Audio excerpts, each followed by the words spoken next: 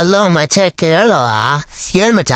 ಮಚ್ಚ ನಾನು ಇನ್ನೊಂದು ಸ್ವಲ್ಪ ಹೊರಗಡೆ ಬಂದಿದ್ದೀನಿ, ನಮ್ಮಪ್ಪ ಎಲ್ಲಾದ್ರೂ ಫೋನ್ ಮಾಡಿದ್ರೆ ನಾನು ನಿನ್ ಜೊತೆ ಇದ್ದೀನಿ ಅಂತ ಹೇಳು, ಸರಿನಾ?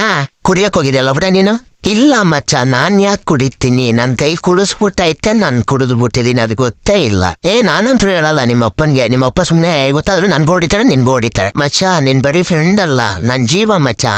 ಸರಿ ಹೇಳ್ತೀನಿ, ಬಟ್ ದುಡ್ಡು ಕೊಟ್ರೆ ಮಾತ್ರ ನಾನು ಹೇಳ್ತೀನಿ, ಇಲ್ಲ ಅಂದ್ರೆ ಹೇಳಲ್ಲ. ಬೇಗ ನಾನು ಫೋನ್ ಪೇಗೆ 500 ರೂಪಾಯಿ ಹಾಕು, ನಾನು ಪಾರ್ಟಿ ಮಾಡ್ತೀನಿ. ನಂದೆಲ್ಲ ನಿಂದೆ ಮಚ್ಚ, ತಗೋ ಹಾಕ್ತೀನಿ ನೋಡ 500 ರೂಪಾಯಿ ಇವಾಗ್ಲೇ. ಹೇಳಿ ಅಂಕಲ್, ಜೀವನ್ ನಿನ್ ಜೊತೆ ಇದ್ದಾನ? ಅಂಕಲ್ ನನ್ ಜೊತೆನೇ ಇದ್ದಾನೆ. ಇವಾಗ ನೀನ್ ಅಕಸ್ಮಾತ್ ಎಲ್ಲರೂ ನಿಜ ಹೇಳಿದ್ರೆ ನಾನು ಇವಾಗಲೇ ನಿನಗೆ 1000 ರೂಪಾಯಿ ಫೋನ್ ಪೇ ಮಾಡ್ತೀನಿ. ಏನ್ ಮಾಡ್ತೇನೆ ನೋಡು.